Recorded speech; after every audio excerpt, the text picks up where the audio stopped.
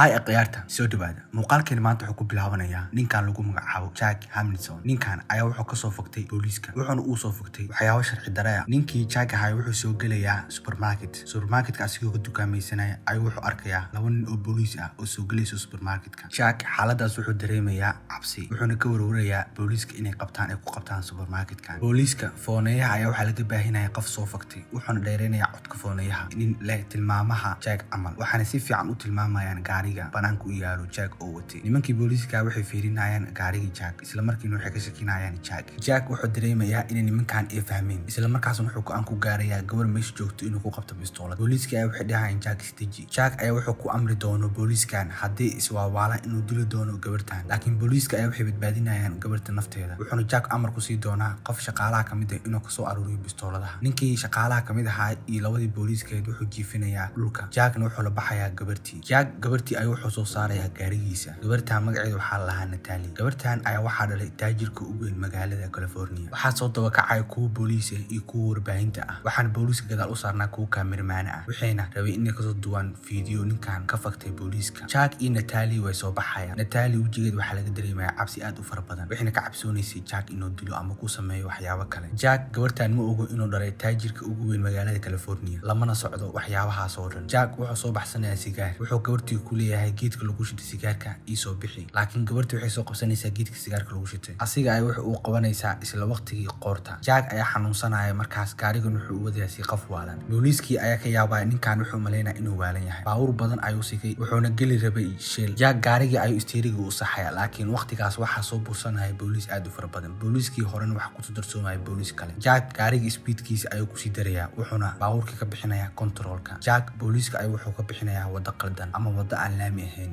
Jack wuxuu cadeynayaa inuun si dhedheel ah isku dhiibeynin oo booliiska isku dhiibi doonin. Jack gaarigu wuxuu u waday si aan caadi ahayn laakiin waqtigaas waxaa wareeraysa Natalie waxayna ku wareeraysaa gaariga soo u wado Jack waxayna dareemaysaa labo. Jack waxaa dhinaciisa ka soo baxaya ama soo qoorteenayo gaari kale oo booliis ah laakiin Jack ayaa iskaga dhex baxaya labada gaari oo booliiska ah waxayna ku sigteen labada gaari oo booliiska inay isku dhacaan. Jack isla markii raadiyaasha wuxuu ka maqlayaa inuu aftuubtay gabar taajir oo dhalay taajirkaas oo ah taajirka ugu weyn magaalada California. Natalie aabaheeda waxa uu maana nin booliis ah. ninkaas booliiska ayaa wax u keeni doono joornaalkaas ayaa waxa ku qornay in la aftuubtay ninkan taajirka ah gabartiisa. Jack isla markii gabartii wuxuu u sheegayaa inuu jaanis weyn ay tahay wuxuuna ku leeyahay gabarta waxaan ku wadayaa Mexico waxaana ii raacaysaa si qasab ah Mexico wuxuuna soo bixi doonaa Jack bistooladiisa wuxuuna gabartii ku dhihi doonaa waxa isla aasanaynaa xuduudda Mexico halkaas ayaa kula baxsan doonaa haddii kale aabaha wuxuu bixi doonaa lacag aad u fara badan. Natalie ayaa isla markii waxaa soo wajahaya cabsi aad u fara badan wayna qaylinaysaa. Natalie aabaheeda wuxuu imaanayaa police stationka wuxuuna ku qayli doonaa ninka police stationka haystay wuxuuna ku leeyahay shaqadiina uma qabsanaysin si wanaagsan. ninkii taliyaha booliiska ah wuxuu u sheegi doonaa gabartiisa oo nabad qabto inuu u soo qabanayo waxaana isla markii la tusi doonaa kaamirooyinka gabartiisa laga duubayo iyo kaamirooyinka laamiyada ku xiran. Natalie aabaheeda waxaa la tusi doonaa Jack markuu soo galaya supermarketka kaamirada qabatay waxaana loo sheegayaa inuu yahay ninkaanitii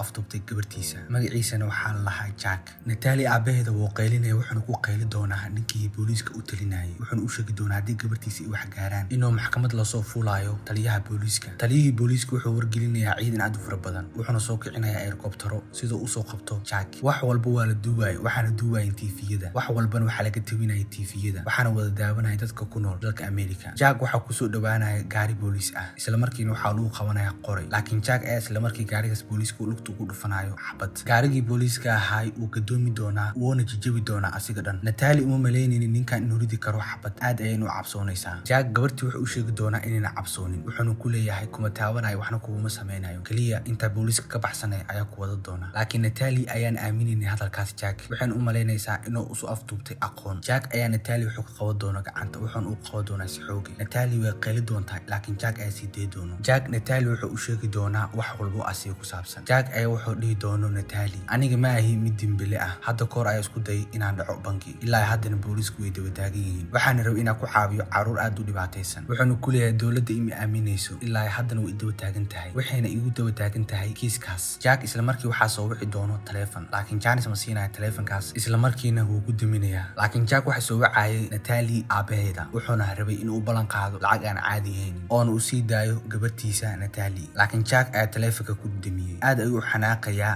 aabihii dhalay Natalie. waxaa sheekaysanaya waqtigaas Jack iyo Natalie. Jack ayaa wuxuu u sheegayo Natalie inuu ku damiyo taleefanka aabaheeda aabaheeda wuxuuna u sheegayaa inuuna rabin asiga wax lacag ah oo kaliya oo rabo inuu badbaadiso naftiisa. Jack iyo Natalie waxaa dhex marayso sheekooyin aad u fara badan waxayna labadooda ka wada sheekaysanayaan waxyaabaha noloshooda ay soo mareen si taariikh ahaan ah iyo si nolol ahaan ah. taliyihii booliiska wuxuu wacayaa nin kale oo booliis ah wuxuuna ku leeyahay waca nambarkaas hadduu niga qabanayo. wuxuu isku dayaa taliyihii kale ee booliiska ahaa inuu waco Jack mar kale ayuu ku duminayaa. haddana Jack wuxuu soo dhaweystay Natalie qalbigeeda wuxuuna Jack u sheekaynayaa Natalie sheekooyin aan caadi ahayn. Jack ayaa wuxuu dhahayo askarta haddii qabato ima dhaafayso weyna idilaysaa, laakiin Jack ayaa wuxuu ku dhahay gabarta waan ku badbaadi doonaa adiga laakiin aniga aa iska dhinto haddaa rabo. isla waqtigaas waxaan arkaynaa laba nin oo wado baabuur weyn oo taraag ah. labadaa nin ayaa iska sheekaysanaysay waxayna ahaayeen kuwa aad iska faraxsan. laakiin markii waxaa kusoo dhawaanaysa helicopterkiin waxay amar ku siinayaan inay wadada gooyaan. labadii nin ee taraaglaha ahaa waxay qaadanayaan amarka booliiska waxayna jarayaan wadada, laakiin Jack ayaa u gambinayo wadadan la xiray. Jack iyo Natalie waxa dhex maraya sheekadooda caadiga ahayd. Jack wuxuu siinayaa chocolate